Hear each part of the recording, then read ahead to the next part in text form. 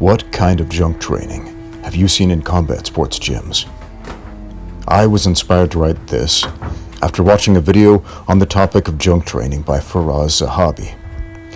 While there are some excellent ideas there, I wish Coach Zahabi would have given an itemized list of what he considers junk training to be, but he only talked about jumping rope as an example.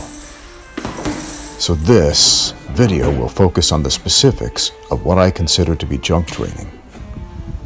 I can see anything becoming junk training if it is used as a substitute for real progress instead of a supplement to it. When you unathletic guys are starting out, everything makes them more athletic. Everything. The very act of getting off the couch and doing something makes them better than they were. But for a serious athlete, maximizing the efficiency of how you use your training time is crucial, so as not to waste the few precious hours that you have to hone your craft. I've seen lots of guys devoting copious amounts of time to getting good at jumping rope, working the speed bag, hitting the heavy bag, doing certain circuits or athletic tricks at the expense of progress as an athlete. All of these things can have value if they help you win the fight at the end of the day. But if you're devoting your time to looking awesome on a fun exercise, when what you really need is to fix your ability to correctly respond to combat stress, then you are going to have problems come fight time. That being said, I've also seen a ton of stupid, time-wasting exercises, drills, and techniques being peddled as the latest and greatest thing. What have you seen? Let me know in the comments. Off the top of my head, a few things are always junk training. Grappling starting from the knees. Any warm-ups that don't actually prepare you to move the way you need to move. Warm-ups that don't reinforce any important principles. Conditioning that doesn't involve real strength training. Functional fitness that doesn't involve real strength training. Spending countless hours butt scooting across the mat, pretending to stretch at the end of class instead of actually stretching, pretending to do anything, going through the motions of anything on the road to mediocrity when you should be pushing yourself to excellence. My full list of junk training would depend on who I'm training right now. Most of the people I train put in between 4 to 10 hours a week at the gym. That is not a lot. With training time that limited, you have to be extremely careful not to waste it with junk training. I do what I can to maximize the efficiency of the classes I teach. However, there's always someone who thinks they're better off doing whatever their particular training hobby is within their comfort zone, instead of learning how to sit out and finish a double leg takedown when the other guy tries to sprawl on them, for example. And then they get all bent out of shape when they get squashed by everybody and have no clue how to respond the next time they show up to train. The I can make it on my own guy is a prime example of junk training that I hate to see.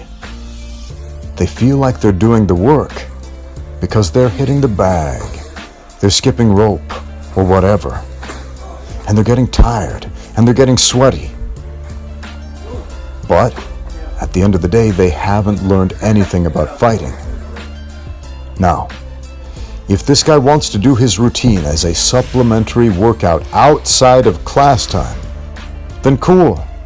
That can actually be highly beneficial. However, time and time again, I see these folks who think they're too cool for school and or too lacking in the emotional maturity required to take part in the learning process, which involves getting your butt kicked over and over, year after year.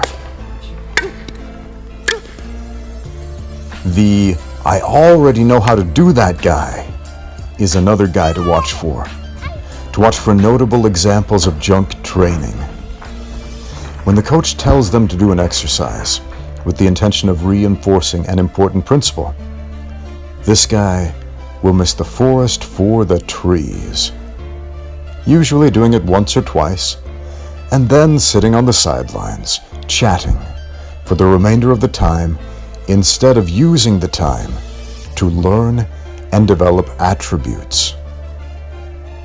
I've even had a few of the "I already know how to do that" guys pay me for private lessons specifically to learn a certain technique, and then flat out refuse to do any of the exercises required to master the technique because they already knew how to do them.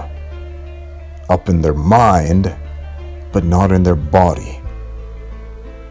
To which I responded, "I don't care what you know. The other person in the cage trying to hurt you doesn't care what you know. The people watching the fight don't care what you know. Nobody gives a damn about the ideas in your head. It's what you do that matters. Now do it." So basically, hiring a coach or trainer as a personal accessory / status symbol / ego booster, and not actually following through with their coaching is some major junk training. The "I'll be ready when" guy and his close cousin, the "I used to could" guy, are both frequent junk trainers. They will spend more time talking your ear off about what they did in the past or what they plan to do in the future if and only if the planets happen to align in just the right way. Then they will actually doing anything athletic. Then you've got the speed bag wizards, the jump rope queens, the heavy bag hobbyists, the traditional martial arts trickers, the reality-based self-defense guys, the everything always comes back to my favorite technique guy, and a whole range of one-trick ponies who like the idea of MMA training, but they'd rather show off what they already know than add anything new to their skill set. That is junk training. Shadowboxing. Shadowboxing without visualization is junk training. Shadowboxing with proper visualization is game-changing good stuff. In fact, shadowboxing is so important that Jack Dempsey, my personal favorite boxer of all time, considered it second only to actual sparring in terms of importance for fighters. But how often do you see people shadowboxing at that level, as opposed to simply working up a sweat before doing their bag work? How often have you shadowboxed at that level instead of just working up a sweat before your bag work? Focusing on form over function is junk training. And I see this a lot with the concept of drilling. Here's why I take issue with semantics. Drilling is training with resistance, with a very specific goal. Here's an example. Drilling mount escapes. The guy on the bottom tries to escape mount, while the guy on the top tries to stay on top. That's a drill. But going through the motions to learn a new move, or to focus on details you might have missed on a familiar technique, is called a sequence. Both are important. Both are essential. But sequencing is sometimes abused to the point of redundancy. For example, in traditional martial arts classes where more value is placed on doing nice-looking kata and pretty forms than actually knowing how to fight. That is junk training. A lot of junk training stems from traditions built up around myths and misconceptions about training. For example, the popular idea that fighters need to do an intense 8-week training camp to whip themselves into shape before the big fight.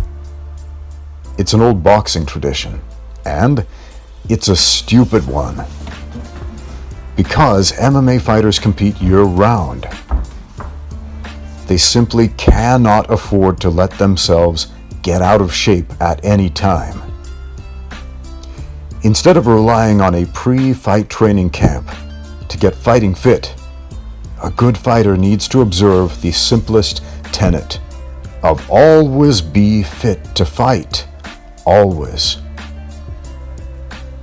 Junk training also comes from hero worship, specifically emulating habits or training methods from popular athletes without understanding why the athletes had those habits in the first place.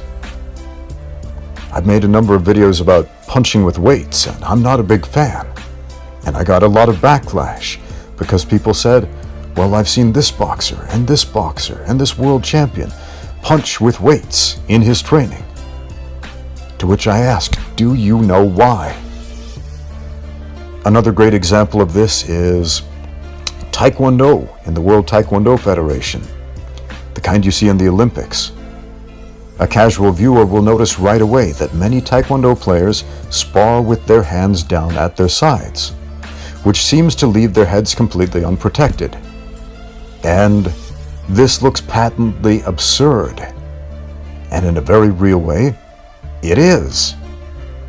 High-level Taekwondo players use this strategy as a feint to tempt their opponent to throw a head kick so they can more easily time a counter. Mastering this style of feinting is quite difficult, and it takes a great deal of time and practice. Meanwhile, low-level Taekwondo players don't see the feints and counters. Instead, they simply see their heroes dropping their hands. So they do the same thing without the proper tools to back it up. And that is most definitely junk training. I could go on an additional tirade about all the specific myths, gimmicks, and ineffective time-wasting training equipment out there. Elevation training masks, I'm looking at you. Ask me why in the comments. But I'm more curious to hear your thoughts. Leave your ideas about junk training in the comments below. Let me know what you've seen at your gym or other gyms around you. Let me know what you've done in the past, and what you're doing right now to fix that. Thanks for watching. Now get out there and train.